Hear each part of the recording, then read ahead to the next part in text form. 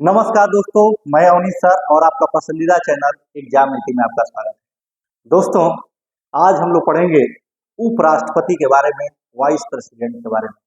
दोस्तों, काफी important chapter है। जैसे हम लोग राष्ट्रपति पढ़े थे, ठीक वैसे ही उपराष्ट्रपति है।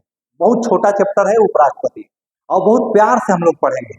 दोस्तों, ये छोटा चैनल है, अगर आपके पास ये वीडियो पहुंच रहा है तो आप इसको लाइक करिए, सब्सक्राइब करिए और अपने दोस्तों के पास शेयर करिए। आपका एक प्यारा सा कमेंट इस छोटे चैनल को ग्रोथ करने में अहम योगदान दे सकता है। दोस्तों, आपका वही प्यारा सा कमेंट देकर के हम भी उत्साहित होंगे और प्रफुल्लित होकर के इस वीडियो को शूट करेंगे।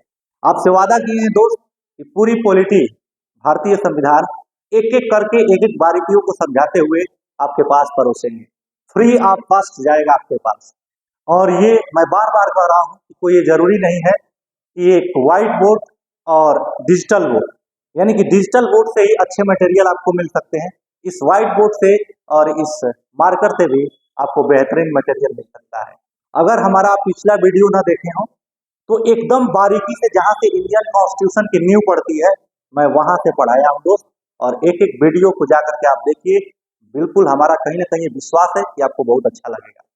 तो आइए एकदम इंजॉय के तरीके से आज हम लोग पढ़ेंगे, क्योंकि हम भी मूड में हैं। हम भी आज थोड़े से खुशी हुई है, कुछ चीजों को लेकर के थोड़ी बहुत खुशी हुई है, और उसी के अकॉर्डिंग आज हम लोग चलेंगे। इंजॉय तरीके से इस क्लास को हम लोग आज पढ़ने वाले हैं। तो आइए दोस्त, शुरू करते हैं उपराष्ट्रपति के बारे में। अगर आपको एक गाना याद दिलाना चाहेंगे, हमको याद आ गया है जब उपराष्ट्रपति में लिख रहा था तो, कि देखाओ दिया अगरबत्ती, पगली बनल चाहती या पार्वती, पता न कैसे कैसे है वो गाना। अभी कुछ दिन पहले मैं सुन रहा था, एक बस में लगा था तो मैं उपराष्ट्रपति जब लिख रहा था तो हमको गाना याद आ गया। तो आइए शुरू करते हैं उपराष्ट्रपति के बारे में। तो चलिए दोस्त, शुरू करते हैं उपराष्ट्रपति। भारतीय संविधान के भारतीय भारतीय संविधान के अनुच्छेद अनुच्छेद 63 के तहत, भारतीय संविधान के अनुच्छेद 63 के तहत भारत का एक उपराष्ट्रपति होगा। भारत का एक उपराष्ट्रपति होगा। भारतीय संविधान का अनुच्छेद 63 कह रहा है कि भारत का एक उपराष्ट्रपति होगा, वाइस प्रेसिडेंट होगा। ध्यान दीजिएगा दोस्त, ये उपराष्ट्रपति का पद कहां से लिया गया है? तो ये उपराष्ट्रपति का पद अमेरिका के संविधान से लिया गया है। कहां से लिया गया है? तो अमेरिका से लिया गया है। आपसे पूछ देगा, नॉर्मल क्वेश्चन पूछता है कि उपराष्ट्रपति का पद कहां से लिया गया है। जैसे आपको मैंने पिछला वीडियो में राष्ट्रपति में पढ़ाया है कि राष्ट्रपति का पद कहां से लिया गया है, तो ब्रिटेन से लिया गया है। ब्रिटेन से लिया गया है। लेकिन उपराष्ट्रपति का पद कहां से लिया गया है? तो अमेरिका के संविधान से लिया गया है। मैंने भारतीय संविधान पर विदेशी प्रभाव भी बढ़ा दिया है। अगर वो वीडियो ना देखे हो तो जाकर के जरूर देखिएगा। जितना भारतीय संविधान पर विदेशी प्रभाव है, किस देश से क्या क्या चीजें ली गई है, सारा के सारा मैंने इंक्लूड कर दिया है। कुछ नहीं छोड़ा है उस वीडियो में। केवल एक वीडियो से, छोटा वीडियो से ही आपका पूरा भारतीय संविधान पर विदेशी प्रभाव क्लियर हो जाएगा। कहीं से कोई फंसने वाला चीज इसमें नहीं।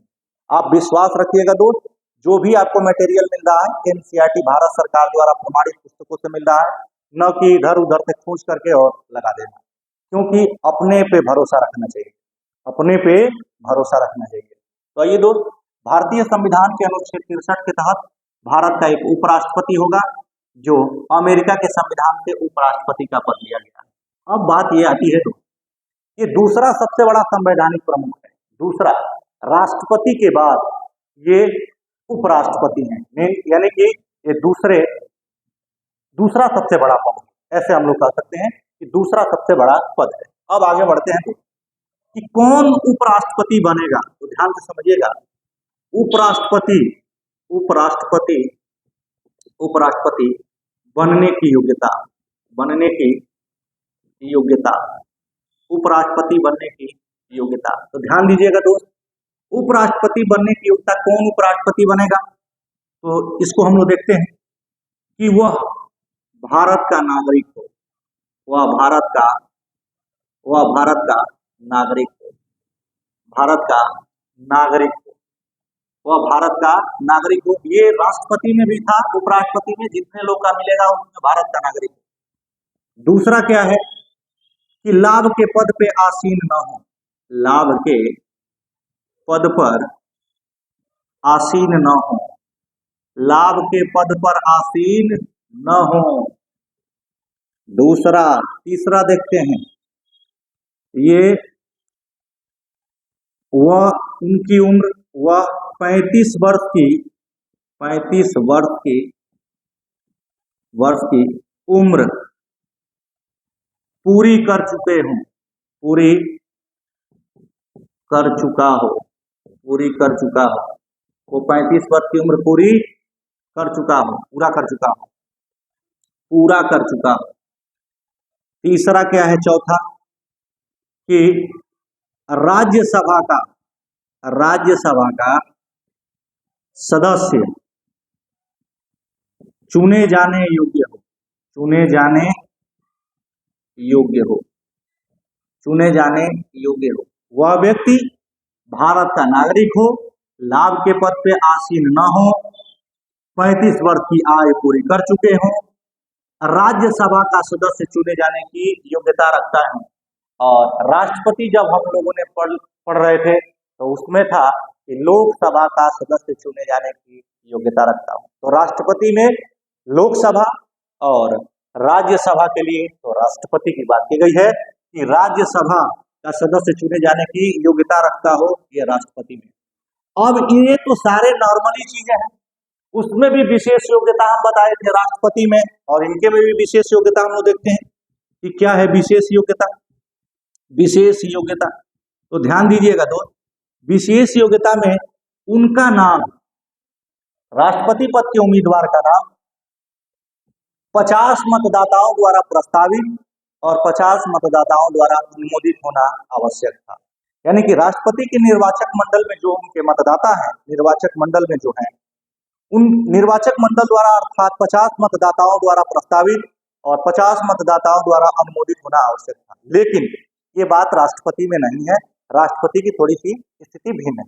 अब ध्यान से समझिएगा क्या भिन्न है कि राष्ट्रपति की योग्यता में, उपराष्ट्रपति की विशेष योग्यता में हम लोग देखते हैं कि उपराष्ट्रपति पद के उपराष्ट्रपति पद के उम्मीदवार का नाम 20 मतदाताओं द्वारा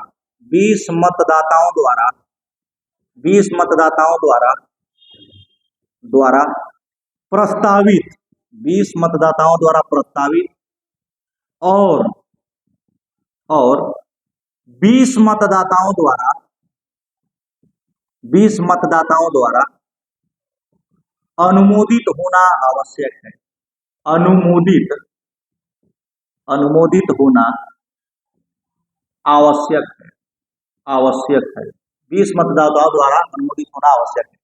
ये जो नंबरिंग था उसमें 50-50 था, इसमें 20-20 है। कितना है तो 20-20 है। 20 मतदाताओं द्वारा प्रस्तावित और 20 मतदाताओं द्वारा अनुमोदित होना आवश्यक है। ध्यान दीजिएगा दोस्त, इसमें एक बात चीज है कि राष्ट्रपति के उपराष्ट्रपति के निर्वाचक मंडल में, उपराष्ट्रपति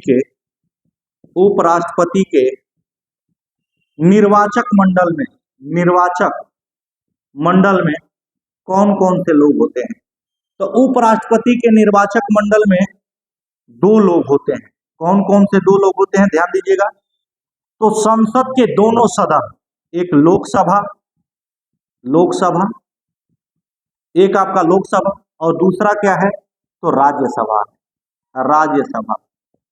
ये लोकसभा और राज्यसभा, इसमें राज्यों के विधानसभा को शामिल नहीं किया गया है, वो राष्ट्रपति में किया गया था।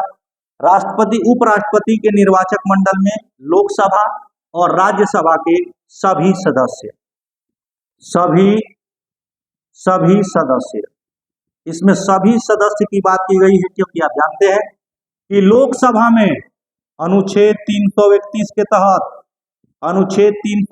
तहत 2 एंग्लो इंडियन 2 आंग्ल भारतीय समुदाय के व्यक्तियों का मनोनयन किया जाता है। आंग्ल भारतीय समुदाय के व्यक्तियों का मनोनयन किया जाता है। वही राज्यसभा में अनुच्छेद 80, एक हालांकि 80 ही देता है, अनुच्छेद 80 के तहत 12 व्यक्तियों का मनोनयन किया जाता है। 12 व्यक्तियों का मनोनयन किया जाता है। मनोनयन, तो ध्यान दीजिएगा 12A और 2A 14, हालांकि ये पद अब समाप्त कर दिया गया है। तो मनोनीत सदस्य भी राष्ट्रपति के निर्वाचक मंडल में अर्थात मतदाता होते हैं। ये रहा उपराष्ट्रपति से संबंधित कुछ प्रमुख तथ्य।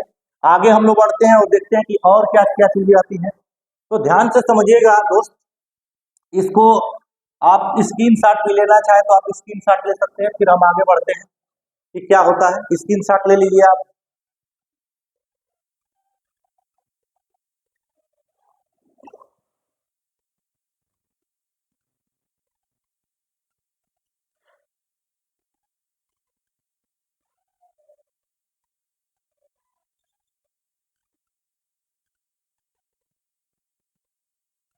आगे बढ़ते हैं दोस्त, उम्मीद है कि आप स्क्रीनशॉट ले लिए होंगे। आगे बढ़ते हैं, देखते हैं। ध्यान दीजिएगा दोस्त, एक एक करके हम लोग पढ़ेंगे इसको और बड़ी बारीकी से पढ़ेंगे। जो आपके भाषा में हम लोग पढ़ेंगे, जैसे आप समझना चाहेंगे वैसे इसको प्रोवाइड कराया जाएगा। आगे बढ़ते हैं और देखते हैं। तो राष्ट्रपति का निर्वाचन भी, ध्यान दीजिएगा दोस्त, राष्ट्रपति का उपराष्ट्रपति का निर्वाचन कैसे निर्वाचन होगा उपराष्ट्रपति का, तो इसको हम लोग थोड़ा सा देखते हैं कि जैसे राष्ट्रपति में हम लोग पढ़े थे कि अनुपातिक प्रतिनिधित्व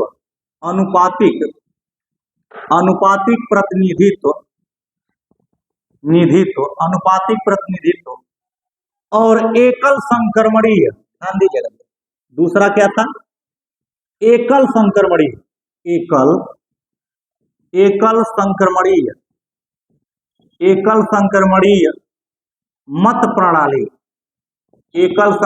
मत प्रणाली द्वारा वरीयता क्रम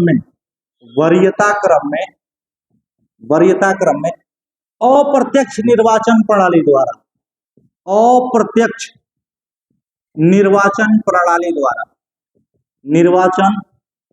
द्वारा ध्यान दीजिएगा दोस्त, हम बार बार एक चीज को आपको बताते रहते हैं कि अप्रत्यक्ष निर्वाचन प्रणाली, क्योंकि कोई भी एग्जाम हो, हिंदुस्तान का कोई भी एग्जाम हो, उसमें पूछ देता है कि इनका चुनाव किस प्रणाली द्वारा होता है।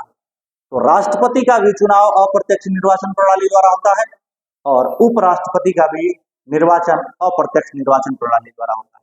सेम प्रोसेस है निर्वाचन का दोस्त। इसमें क्या होता है, उस दिन भी बताए थे आपको, राष्ट्रपति में अगर हमारा पिछला वीडियो आप न देखे हो तो आप जाकर के राष्ट्रपति, जो मैंने पूरे अच्छे तरीके से आपके भाषा में पढ़ाया है, वहां जाकर के आप देख सकते हैं। अप्रत्यक्ष निर्वाचन प्रणाली का मतलब होता है दो तरीके से चुनाव होते हैं। एक होता है प्रत्यक्ष निर्वाचन प्रणाली यानी कि डायरेक्ट, ये क्या हो जाएगा आपका, तो डायरेक्ट। दूसरा होता है अप्रत्यक्ष निर्वाचन प्रणाली।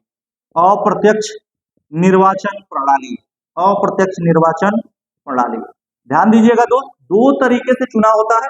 ये इनडायरेक्ट हम लोग कह सकते हैं, इनडायरेक्ट। बात ये आती है कि एक हो रहा है प्रत्यक्ष निर्वाचन प्रणाली, एक होता है अप्रत्यक्ष निर्वाचन प्रणाली। जनता जिसे डायरेक्ट वोट दे, यानी कि हम और आप जिसको डायरेक्ट वोट दें, वो होता है प्रत्यक्ष निर्वाचन प्रणाली। जैसे आमूमन हम लोग विधायक और सांसद को वोट देते हैं कि नहीं देते? अभी मान लीजिए लोकसभा का चुनाव होने वाला है, तो हम लोग तो डायरेक्ट ही वोट देंगे ना। लेकिन अप्रत्यक्ष निर्वाचन प्रणाली का मतलब क्या होता है कि हम जिसको वोट दें, जैसे सांसद को वोट दे दिए, वो सांसद बन गए, एमपी बन गए, विधायक को वोट दे दिए, वो एमएलए बन गए। हम जिनको वोट देते हैं और वो उनको वोट देते हैं, यानी हम जिसको चुने वो उनको चुन दे, वही होता है दोस्त अप्रत्यक्ष निर्वाचन प्रणाली। यानी कि आप राष्ट्रपति में वोट देने जाते हैं, हम वोट देने जाते हैं नहीं ना, तो वो अप्रत्यक्ष निर्वाचन प्रणाली द्वारा इनडायरेक्ट तरीके से उनका चुनाव होता है। उम्मीद है कि आप समझ गए होंगे। अगर समझ गए हो तो वीडियो को लाइक कर दीजिए, करेंगे कि नहीं करेंगे, कर दीजिए। आगे बढ़ते हैं दोस्त और देखते हैं कि ये स्थिति तो रहा आपका चुनाव की प्रक्रिया में, ये सारी चीजें अपनाई जाती हैं चुनाव की प्रक्रिया में। आगे बढ़ते हैं, हम लोग देखते हैं कि और क्या होता है इसके बारे में। उपराष्ट्रपति के बारे में। तो आगे बढ़ते हैं और देखते हैं कि देखिए अनुच्छेद 64 कह रहा है भारतीय संविधान का, अनुच्छेद 64, अनुच्छेद 64 क्या कह रहा है, इसको थोड़ा सा हम लोग देखते हैं। अनुच्छेद 64 कह रहा है कि उपराष्ट्रपति राज्यसभा का पदेन सभापति होगा, पदेन सभापति होगा।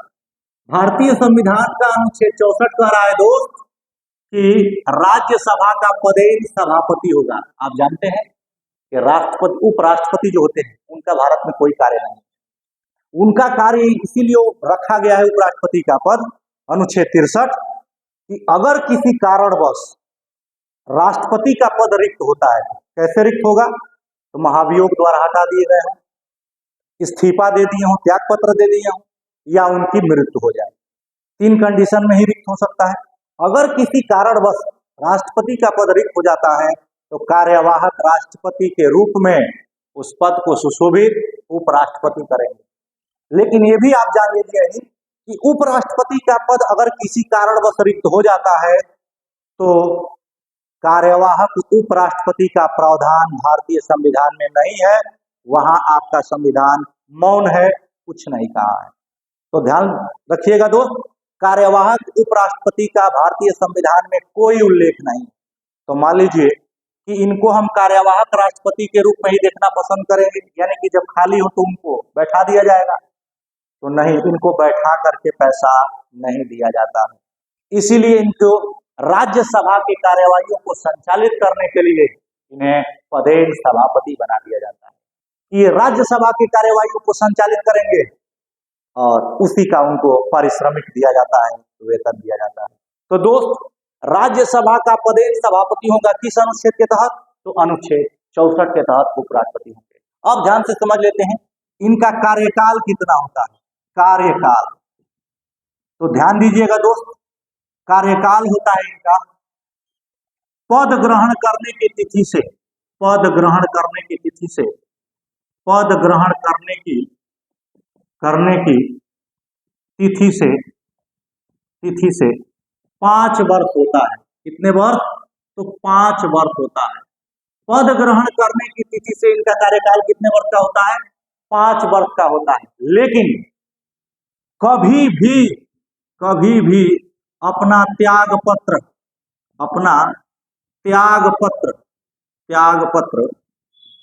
राष्ट्रपति को दे सकते हैं। किसे दे सकते हैं बाबू, तो राष्ट्रपति को दे सकते हैं, राष्ट्रपति को दे सकते हैं। ध्यान दीजिएगा, कभी भी अपना त्याग पत्र राष्ट्रपति को दे सकते हैं। आपको राष्ट्रपति में मैंने पढ़ाया है कि अगर राष्ट्रपति अपना त्याग पत्र देना होगा तो किसे देगा, तो वाइस प्रेसिडेंट उपराष्ट्रपति को देगा। लेकिन उपराष्ट्रपति उसकी तत्काल सूचना लोकसभा अध्यक्ष को देंगे। किसे देंगे, लोकसभा अध्यक्ष को। लेकिन यहाँ वो प्रोसेस नहीं है। यहाँ जब त्याग पत्र देते हैं तो किसे देंगे अपना त्याग पत्र, तो राष्ट्रपति को देंगे। उम्मीद है कि आप समझ गए होंगे। आगे देखते हैं कि इनको शपथ कौन दिलाता है। शपथ देख लेते हैं। शपथ, तो आप जानते हैं कि भारतीय संविधान की जो तीसरी अनुसूची है उस शपथ का प्रारूप दिया गया है। अर्थात तीसरी अनुसूची क्या कहती है कि संविधान के तहत नियुक्त होने वाले पदाधिकारियों के शपथ का उल्लेख किया गया है, लेकिन 2 लोगों को छोड़ करके। ध्यान रखिएगा दोस्त, 2 लोगों को छोड़ करके, एक राष्ट्रपति और दूसरा उपराष्ट्रपति। राष्ट्रपति को भारतीय संविधान के अनुच्छेद 60 के तहत शपथ दिलाया जाता है, जबकि उपराष्ट्रपति को अनुच्छेद 69 के तहत शपथ दिलाने का प्रावधान है, प्रारूप दिया गया है। तो दोस्त ध्यान रखिएगा, 2 शख्स को छोड़ करके बाकी जितने भी पदाधिकारी गण है संविधानिक, वो सारे के सारे अनुसूची 3 के तहत शपथ लेते हैं। तो भारतीय संविधान के अनुच्छेद 69 के तहत, अनुच्छेद 69, अनुच्छेद 69 के तहत उपराष्ट्रपति के शपथ का प्रारूप दिया गया है, उपराष्ट्रपति के शपथ का उल्लेख किया गया है। तो शपथ उपराष्ट्रपति को शपथ कौन दिलाएगा दोस्त, तो उपराष्ट्रपति को शपथ उपराष्ट्रपति को शपथ राष्ट्रपति दिलाते हैं। कौन दिलाता है? तो राष्ट्रपति दिलाते हैं। ध्यान रखिएगा दोस्त, इसमें गड़म गड्ढा हो जाता है। आपको जो भी मटेरियल मिलेगा वो एनसीईआरटी बेसिस मिलेगा, अर्थात भारत सरकार द्वारा अपनी बुक से, इधर उधर से नहीं ला करके और परोस देना। एंथेटिक जानकारी आपको मिलेगी। इस वीडियो में देखते रहिएगा, अपने दोस्तों के पास शेयर करते रहिएगा। तो उपराष्ट्रपति शपथ कौन दिलाता है उपराष्ट्रपति को? तो राष्ट्रपति महोदय दिलाते हैं। उम्मीद है कि आपको ये समझ में आ गया होगा। अगर समझ में आ गया हो तो तुरंत इसका आप स्क्रीनशॉट ले सकते हैं।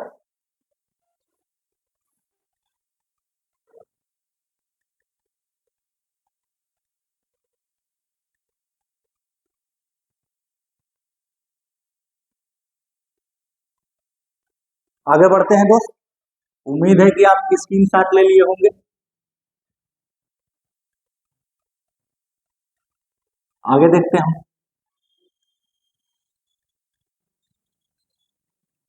मान लीजिए कि राष्ट्रपति को हटाने के लिए महाभियोग की प्रक्रिया थी, उपराष्ट्रपति को हटाने के लिए क्या प्रस्ताव है? तो ध्यान दीजिएगा, इनको हटाने के लिए कोई उल्लेख संविधान में नहीं किया गया है कि इस तरीके से इनको हटाया जाएगा। लेकिन आप जान लीजिए कि राज्यसभा की कार्यवाहियों को संचालित करते हैं। इनके खिलाफ अविश्वास प्रस्ताव, अविश्वास प्रस्ताव संसद के दूसरे सदन अर्थात राज्यसभा में लाया जाता है। राज्यसभा में लाया जाता है। अविश्वास प्रस्ताव राज्यसभा में लाया जाता है।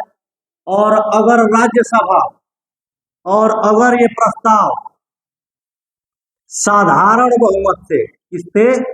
साधारण बहुमत से, ताली बजाकर साधारण बहुमत से पारित हुआ, साधारण बहुमत से अगर पारित हुआ तो उपराष्ट्रपति को अपना पद छोड़ना पड़ेगा। ध्यान दीजिएगा दोस्त, उपराष्ट्रपति को हटाने के लिए अविश्वास प्रस्ताव संसद के किस सदन में लाया जाता है? तो राज्यसभा में लाया जाता है। और साधारण बहुमत से अगर वो प्रस्ताव पारित हो गया हो और लोकसभा भी हामी भर दी तो राष्ट्रपति को अर्थात उपराष्ट्रपति को अपना पद छोड़ना पड़ेगा। याद रखिएगा दोस्त, ध्यान रखिएगा। आगे बढ़ते हैं। राष्ट्रपति से संबंधित प्रमुख तथ्य, उपराष्ट्रपति से संबंधित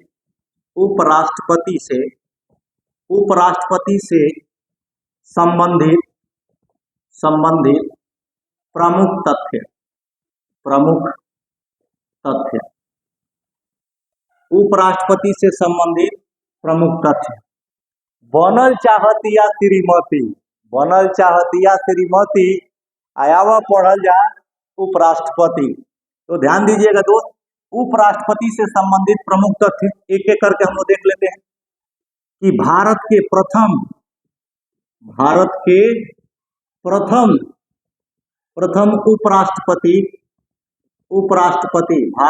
उपराष्ट्रपति डॉक्टर सर्वपल्ली राधाकृष्णन थे। सर्वपल्ली राधाकृष्णन थे। ये भारत के प्रथम उपराष्ट्रपति डॉक्टर सर्वपल्ली राधाकृष्णन थे। दूसरा फैक्ट क्या है? तो डॉक्टर सर्वपल्ली राधाकृष्णन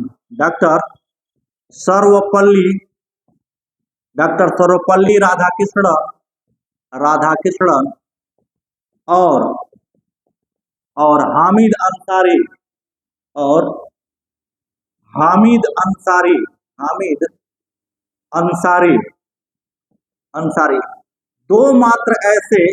दो मात्र ऐसे उपराष्ट्रपति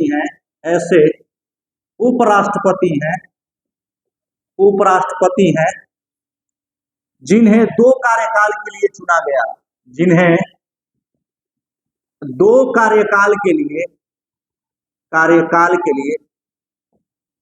कार्यकाल के लिए चुना गया। ध्यान रखिएगा दोस्त, सर्वपल्ली राधाकृष्णन और मोहम्मद हामिद अंसारी दो मात्र ऐसे उपराष्ट्रपति थे जिन्हें दो कार्यकाल के लिए चुना गया था। कौन कौन? तो सर्वपल्ली राधाकृष्णन और हामिद अंसारी। आगे दोस्त बढ़ते हैं। वर्तमान के उपराष्ट्रपति 14वें हैं, ध्यान रखिएगा दोस्त, पूछ देता है 14वें, जगदीप धनखड़। जगदीप धनखड़ जी, कहीं कहीं र भी दे देता है, जगदीप धनखड़ जी। आगे दोस्त फिर देखते हैं कि कृष्णकांत एकमात्र ऐसे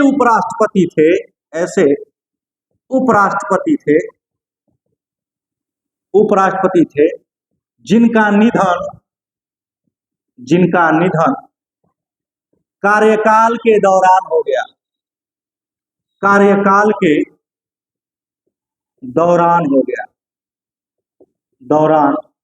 गया। जिनका निधन कार्यकाल के दौरान हो गया। उम्मीद है कि दोस्त ये आपके वीडियो अच्छी लगी होगी। अगर अच्छी लगी हो दोस्त तो अपने दोस्तों के पास शेयर करिएगा, लाइक करिएगा, कमेंट करिएगा। मिलते हैं अगले वीडियो में, तब तक के लिए नमस्कार।